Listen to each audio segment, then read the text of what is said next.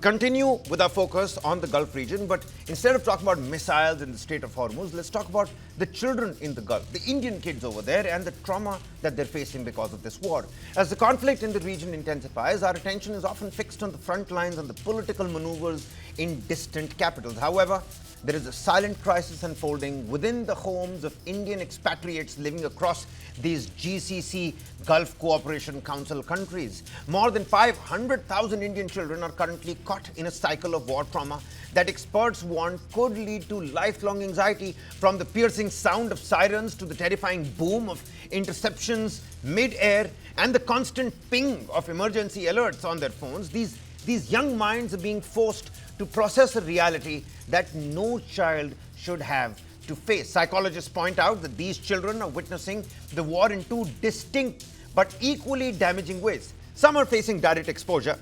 It's unfortunate, hearing the sirens firsthand, seeing missile streaks in the sky, or even grappling with the loss of people that they know.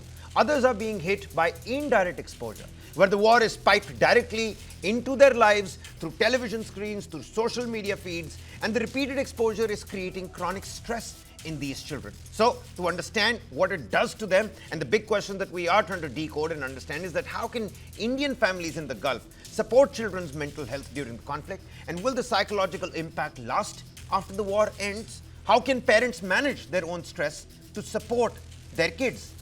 Well, with us on the broadcast is Chandrasekhar Bhatia, who's a parent and chairman of the GBF in Middle East. Sir, help the viewers understand what is probably going through the mind of a young child. Let's not talk about Indian children. Let's talk about children at large first. They might not understand the geopolitical scenarios, but they do understand that a war is underway and safety is a concerning issue for them. Sir, one thing, thanks for inviting us. I'm very thankful to you. And one more very important thing, say in the Dubai and the Gulf, the rulers and authorities are they take care of the children. They started working at the home. The children are staying in the home, and the parents and children. I see in my balcony many children playing in the outside. They allow them, as well as they are playing in the corridor. They are playing very well. Everything. I remember one thing. Many children I heard, and myself, I say many children. His Highness Sheikh Mohammed bin Rashid Al Maktoum, he was the vice president and president of UAE, prime minister of UAE, ruler of Dubai. He say one word I always remember, and I say everyone: challenge is not a challenge. Challenge is a crisis. So our challenge is crisis. So we are going to out from crisis, and Dubai is very well going normally. Okay. Everybody very happy. They are doing freely work everywhere. Whatever you want, children. But then when the missile debris came in, social media, so many Instagram reels, social media reels. I'm sorry to say, many Indian children are giving the wrong information, and it has not happened. Children are very well. My children, grandchildren, and other people, they are very happy. They've seen. We explain them. This is the crisis, and the things their children see. Even I see first time war like this. Okay. But everybody is very consciously we say them, please go with this and use what I can say. You can self-manage yourself. No, you're absolutely right, Mr. Bhatia. Let me not take away from the fact that you're a great parent and your children are lucky to have you as a parent.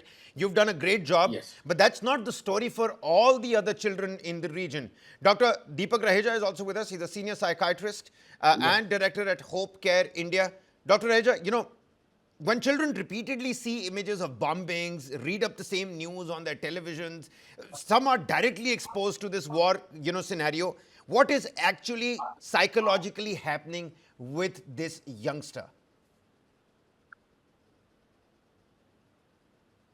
You'll have to unmute yourself, Doc.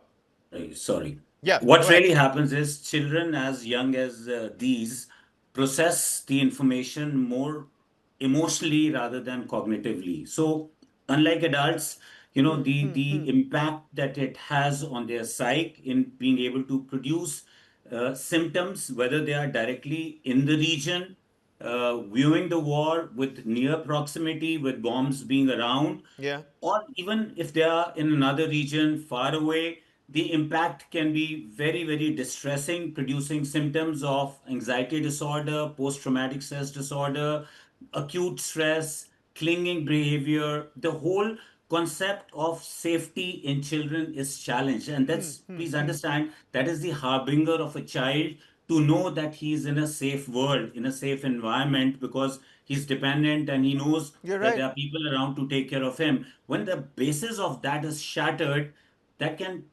deeply get encrypted in certain emotional areas, amygdala, hippocampus in the brain, that can then produce far-reaching consequences for them as adults also. So it is very, very important how we help process this information to How do we them. do that? So How do we it, do that, doctor? Because, we've got Mr. Chandrasekhar Bhatia, he's a parent, and he says, life is normal in Dubai.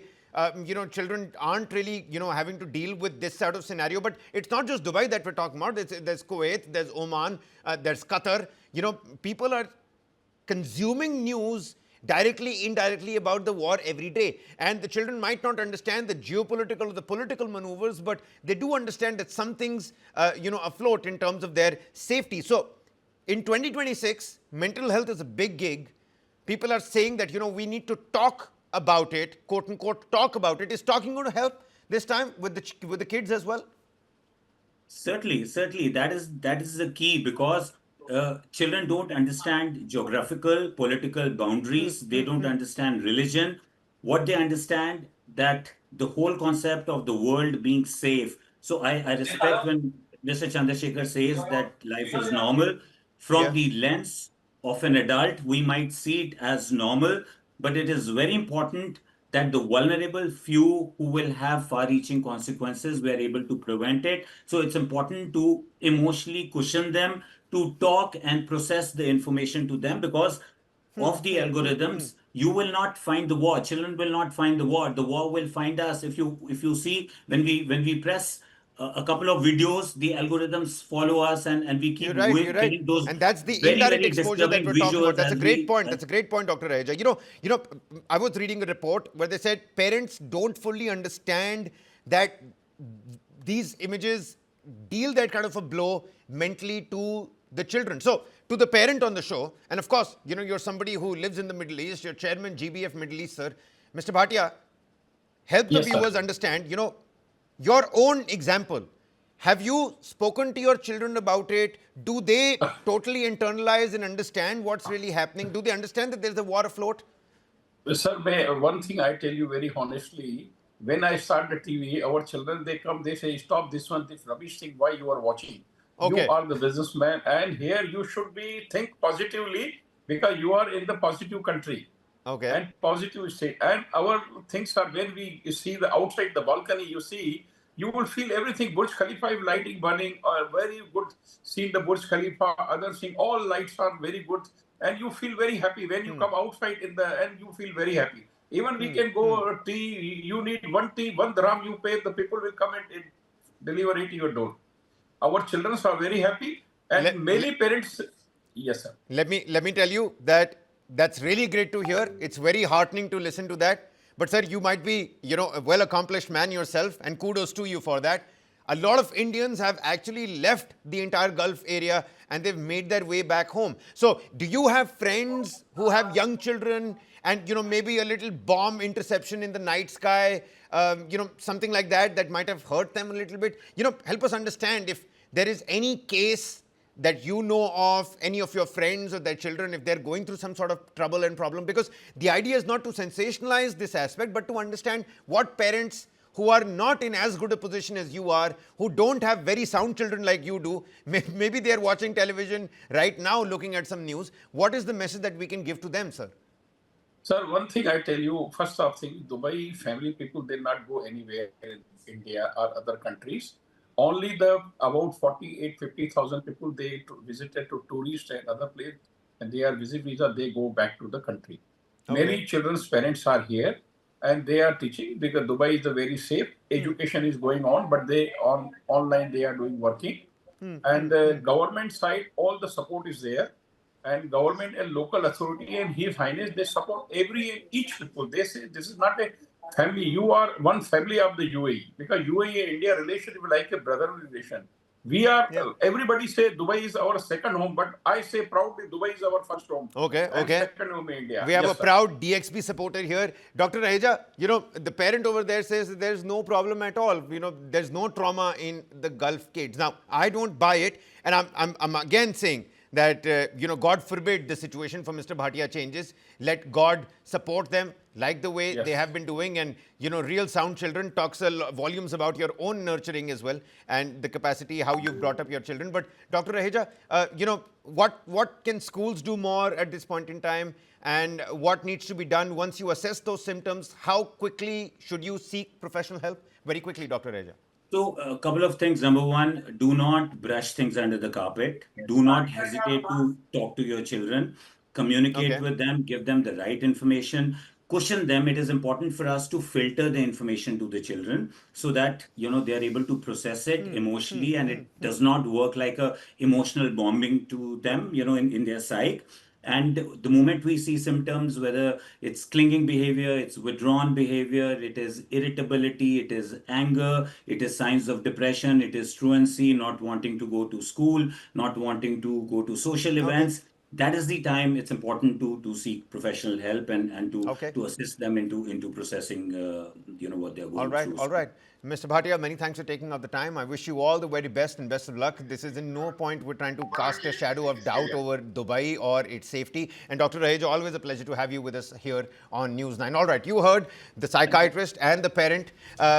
There's no need to worry over here, but let's not brush the entire issue under the carpet. It's good to talk about it. There's little more that school and parents all and everybody can do, and keep a lookout for these symptoms, because when you're directly or indirectly exposed to these sirens and these bombshellings, it can take a toll on these young minds and children. That's all the time we have for you in this edition of In Your Interest. We're going to catch you again tomorrow. Many thanks for watching.